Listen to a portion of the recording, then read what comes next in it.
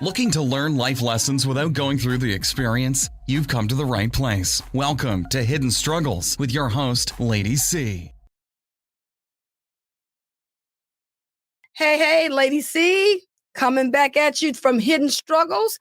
And in this upcoming episode, I am back with Ivy. And this time we're going to be talking about her experience and how she became one of Jehovah's Witnesses.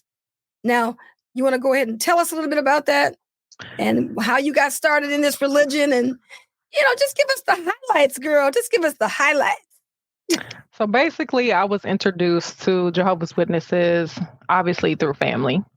My mother got baptized when I was about 9. And then from that point on, we were going to all the meetings and doing all the things. I personally didn't get baptized because I didn't want to be one of Jehovah's Witnesses.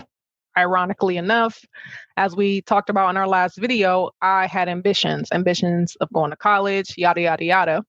And that was my reason. I was like, nope, it's too restrictive. You can't live life. It doesn't leave you with any options. I don't want to do it. But I succumbed after living a quote unquote debauched life, right? And came back like the prodigal son. And I didn't get baptized probably until I was like 21. And then from then up until 2020, that was my tenure as one of Jehovah's Witnesses. So you gonna tell me you was a prodigal son? So what was it like living at home with your parents? How did you get past all that? I mean, because were you like a teenager in the religion, or what was that like? Growing up as a youngster, were you growing up as a youngster in the organization? So I wouldn't use the word difficult. What I would say is that in my experience, it was very preferential. It was isolating. And I didn't feel like I was welcomed. I felt like because I wasn't raised, meaning like I wasn't born into it or introduced to it as a toddler, that everybody, meaning the young people in any of the congregations we went to, they already had their people. They already had their friends. And so that left me trying to find a way in. So when I wasn't successful at doing that, and then I saw kids living double lives, and at the time, even though I wasn't a witness, I still heavily believed in Jehovah or the God concept and him knowing all things. So my position was, if he already knows what I'm thinking and he knows what I'm doing, I might as well just go ahead and do it. So I started hanging out with kids at school because I felt like they were honest about who they were and what they wanted to do. And they weren't, claiming to serve Jehovah on one end, but then they looking like the world on the other end. So that was my teenage exposure to the organization, in addition to both of my parents getting disfellowshipped. So I got to experience that as well. What it was like to be a disfellowshipped teenager with 3 younger sisters in the congregation and what that was like. So it wasn't easy. And actually, their activities was a detraction for me to join. Okay. So when listening to what you're saying, you're like, I was the prodigal son coming back. I really feel like because the religion was so strict, it seems like people think that they're doing so bad. But when you really look at it, what you were doing probably was just what normal kids did anyway. This is correct. This is absolutely right. So I wanted, again, to go to college. I wanted to be able to go out and, go to parties, which ironically enough, I would do from time to time. And I would see like pioneers at these nightclubs. So, it kind of made me think like, yeah, I don't want to do this. Like, you're not supposed to be here. Like, why am I seeing you at this nightclub? Like, why do I see you on First Fridays at the bar? Like, what's happening?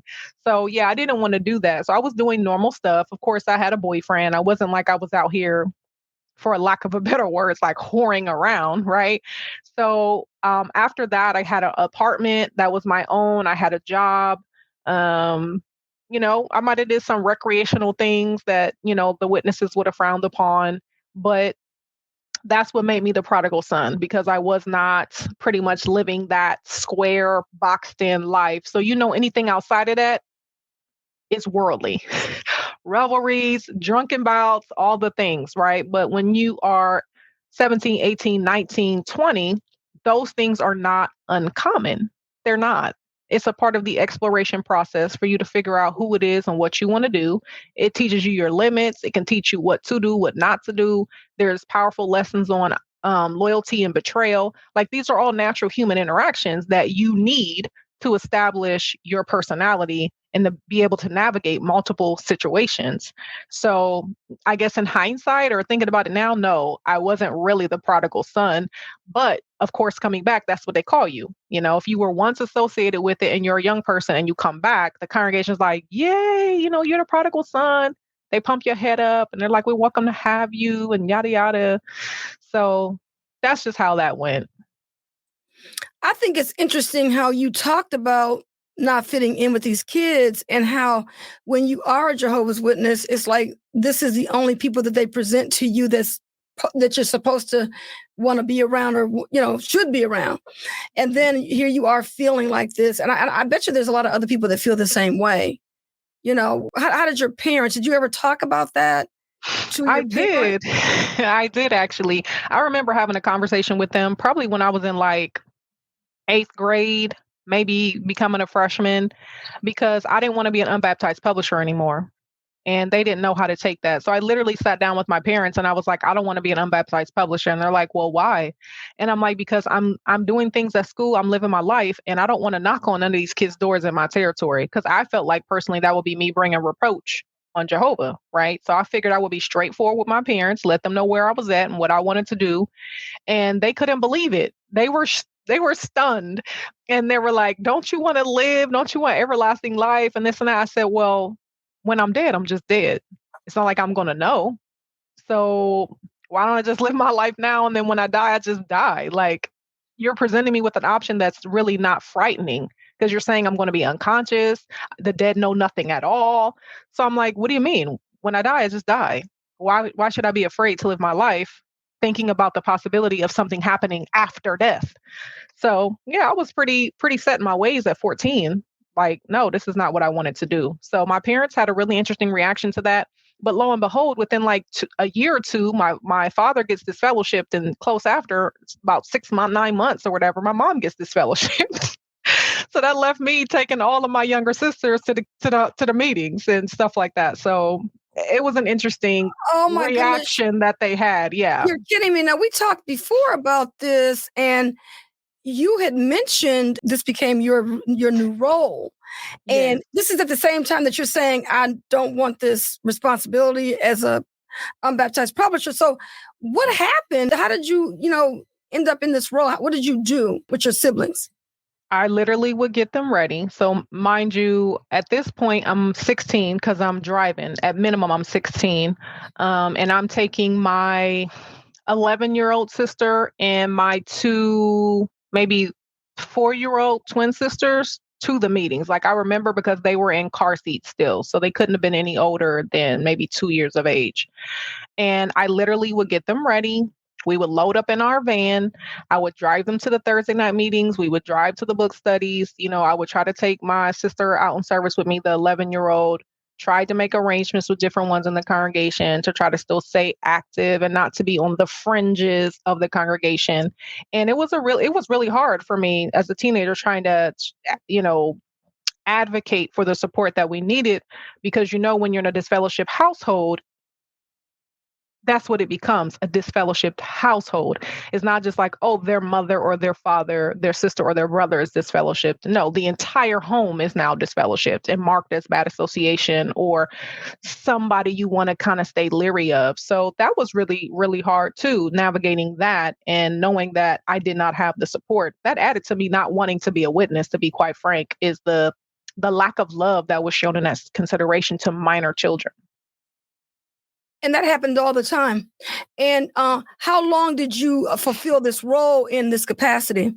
At least, and my memory is not like precise because this was all happening at a it just happened rapidly, right? One parent's disfellowship, another one. I'm in high school. I'm trying to figure myself out, trying to, I was a straight A student. Now I have this responsibility of taking on these 3 younger sisters, which is on top of all my roles already as the eldest. So it was really hard going through all that. And it probably, I would say, safe bet is it lasts at least a year. which would Okay. probably be the length of time that my mom was disfellowshipped. So I believe when she got reinstated, she started to resume, those responsibilities of taking us and, making sure that we were compliant or, in line with what the congregation wanted. Okay. Now you're still at this time when your mother gets reinstated. Are you now that you don't have to do the taking your siblings to the Kingdom Hall, are you still attending yourself? Oh yeah, you know how that goes. If you in my household, you going to go to the meetings. You're going out in service. You are going to worship Jehovah. The whole Joshua in my house. And then I come from an old school family with an old school parents. Like, no, they were not having it. So even Okay. when I returned and I moved back home from having like exited college and my own apartment and stuff, that was the same thing. Like you're going to go to the meetings at minimum on Sundays. Like you cannot stay here or move back in if you're not going to the meetings. Okay. So then what brought you back? What made you want to get baptized? 'Cause I'm assuming that when you left home and you were doing all these, taking your siblings to the Kingdom Hall, you were not baptized at that time. So what brought you back into the fold to go ahead and get baptized? Well, for me, it was a tragedy, right? Which is not uncommon. It was 9/11. And I remember being out with some friends of mine, and I'm at their house, and the news is on, and it's the towers. And I'm like, holy smokes, this is what the witnesses have been talking about. I'm thinking we're about to enter the great tribulation, and here I am about to get trapped on the outside of the ark. Like I'm not going to make it. So when that happened, I was like, oh, I need to get back to the Kingdom Hall. I should start going again. And that's when I went to my parents to move back in, and they told me, that I had to go to the meetings on Sundays and that I should seriously consider a Bible study. As a matter of fact, when I moved back in and I had this conversation with my parents, I still was like, ugh, I don't want to go. Like, it's boring. We talk about the same stuff all over again. I don't see how this is going to help me, like in the real world. And when I voiced that concern to my parents, I remember my father saying, he said, pimps and hoes go to church on Sunday. What's your excuse? And I was like, I am neither of those. So I guess I'll be going to the Kingdom Hall on Sunday. It made an impression on me. So I started going to the meetings on Sunday. I was still going out to the club and stuff on Saturday nights. And then one time I went to the meeting and there was a really good speaker that they had brought in from Toledo, Ohio. Phenomenal speaker. Like, we talked about in one of our previous episodes.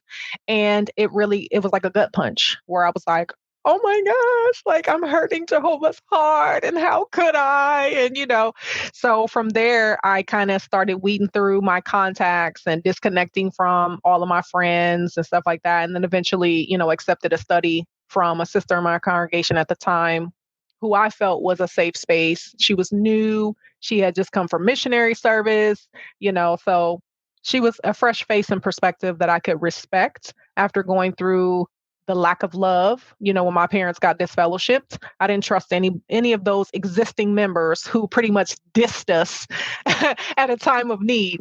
So I was able to do that with somebody new. But long story short, it was 9/11. Amazing. So, it's like the fear factor. Oh, absolutely. It was fear. My mind immediately went to the Great Tribulation and Armageddon and incurring Jehovah's wrath and all of that jazz. And then with some 20 something years later, we've got other things that people are now saying that is bringing about Armageddon, like the different wars with the Ukraine and now Israel. And just everything is The just pandemic, the pandemic, the political arena, our previous crumbling. president. Oh, the announcement of the king of the north and the south, like, oh, they put all the puzzle pieces together, but now what?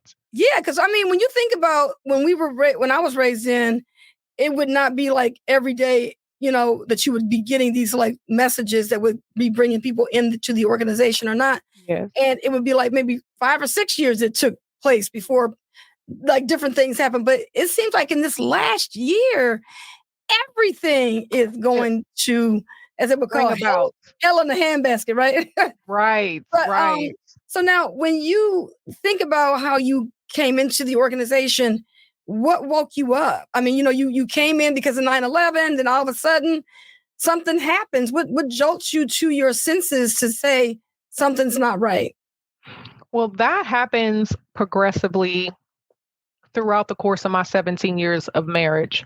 So I would have to say the last few years of the marriage is when I started to really question whether or not the religion was working. And I say that because I was going through a lot and I was supplicating a lot and I was beseeching the elders a lot and I wasn't getting anywhere. And so once I became, got disfellowshipped, I still reached out to try to get support because I have a minor child. And I was turned away multiple times. And that really hurt me, actually. It was devastating. I'm not even gonna say, oh, it hurt. It was devastating. And then from there, even though I still wasn't open to reading the reviews on Jehovah's Witnesses, I still had like this slight gnawing feeling or curiosity that maybe something has been misconstrued. Maybe there's been a little bit of human influence, but I didn't know how far to take it because my initial thought is bringing all of my thoughts, making them a slave to Christ, right? And the guessing and the wanting to know more or the exploring, right, is apostate leanings. So I always denied my consciousness throughout this process. And then as I started to read the reviews, I started to be like, I always thought that. Or yeah, when I was at the assembly in the back of my mind, I thought, that doesn't seem fair. So at that time, probably about 9 months into my disfellowshipping is when I start what I call reading the reviews and being open to more critical thinking or regaining my autonomy when it comes to my thoughts. And then it just briefly started. Of course, the child sex abuse was one of the first things that I became aware of. And for me as a mother and all, that was a no-go for me. And so progressively after that, then it got into the shunning, obviously, because I'm disfellowshipped. And literally, I was completely ghosted. Like no one kept in touch with me, not even the elders. So it's been 3 years that they still haven't checked up on me, which is fine because obviously they didn't like or care or love me like they said they did. But that's kind of what woke me up is, again, the lack of love. And then the fact that they were covering up so many hurtful things. I couldn't accept that. You said that both you and your husband were Jehovah's Witnesses? Yes. Okay. And so remember how we talked before, and we talked about how whenever you're not having a good marriage, the Jehovah's Witnesses always, or the elders always will blame the wife. And I've talked to a lot of women who left the religion, and they were always asking them, are you cooking, cleaning, and doing all your wifely duties and things like that? And they wanted to blame you if you were having a bad marriage or not. And so, and I find that a lot of women, when they're in that situation, they see the double standards, or they see how it's lopsided, and they don't really take you into consideration because it's always the woman is wrong. And that's how people wake up. So interestingly enough, I was a very dutiful wife, even when I didn't agree. And so my marriage being bad, horrible, terrible, was not the thing that necessarily woke me up, because throughout that 17 years, probably about 2/3 of it, I really dug my heels in deep when it came to what a Christian wife was and what a Christian wife should be. My challenge, which I know we'll get into later in regards to the marriage, was not having a head that was setting an example that I can feel comfortable and secure with for our success as a couple in the congregation. So that was just an added frustration to everything else that I was going through and dealing with. And then you add on the lack of support of the congregation that, like I said, it compounded issues for me. Things that I feel you can't come back from personally, right? So if you're my friend, it's like if you come to me and you have this life altering situation that you're going through and you ask me for some type of help, there may be some things that I can't do, but I'm for damn sure going to do what I can, right? You don't expect to come to a friend, a confidant, or even your therapist, right? Your doctor, and for you to express your challenges and concerns, your bruises and bumps and all this other stuff, and then just for them to be like, well, Are you reading your Bible? Are you doing your family worship? You know, your hours look good. Are you praying to Jehovah? Maybe you want to try this form of supplication. Do you want to research David? Are you looking at like Daniel? Like, okay, I know all those people. What about Job? Like, okay, I know I need the patience of Job, but at this point, I'm ready to strangle Job so I don't have to have any of his patience, because obviously his patience got him nowhere but dead. You know what I mean? Like, I'm tired of waiting. I don't want to hear about Joseph and how all the things that he went through. Okay, that's great. But I bet you Joseph would not have gone through that if he had modern technology and an attorney. So stop, giving me these archaic references and trying to make them fit in everyday life. I don't recall Joseph having to pay rent. I don't recall Joseph having to deal with inflation. I don't recall Joseph had to deal with some jealousy and some hate. And that, like they say, if you ain't got no haters, you ain't popping. So I don't want to hear any of those things, but that was all they could offer me. Yep. All they would offer me, because it wasn't like any of the elders then took a personal special interest in me and my family to help us with that situation, or to be creative in how they could have shepherded. I mean, because it is a voluntary position. It's not like if you don't do something, you're actually going to get in trouble. We know that from the CSA cover up. So I feel like they could have done more, but they didn't. And we'll get into more detail about some of the specific communications I had with the different congregation elders and even a circuit overseer that led to this questioning and this waking up. Right. Now, when you were married for 17 years, did you and your husband have children together? Yes, we have a daughter. Okay.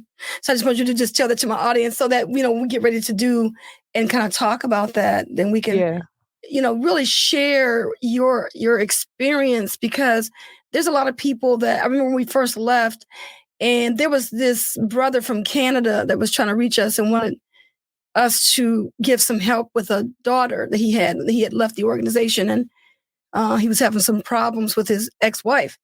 And it was about, they were having issues with the blood issue, and she didn't want to give the daughter blood, and it was just a hot mess. So, the spouse that leaves the religion, they're looked at as being the bad person because they left the religion. So, of course, we're going to talk about your experience in the next video. So Miss Ivy, I appreciate you sharing your experience about how you came to be one of Jehovah's Witnesses. And in the next episode, we're going to talk about your experience and what it's like to be a mother, and you're looked at as being the bad parent because you left the Watchtower. Yeah, right. I look forward to that discussion about, parental alienation. Yes. And just for the audience to know, it's not just something that parents experience, grandparents experience it too. So I look forward to sharing what I've learned throughout that journey of trying to fight back for my rights as a parent. Okay. Parent alienation coming up in the next video. All right. Thank you all for being in our audience, and we'll see you on the next one. Thanks so much for listening to Hidden Struggles with your host, Lady Cee. This program was sponsored by Critical Thinkers, online at hiddenstruggle.com. Feel free to send an email to info@hiddenstruggle.com, and we'll catch you next time on Hidden Struggles. The views and opinions of our guests do not necessarily reflect the opinions of Critical Thinkers.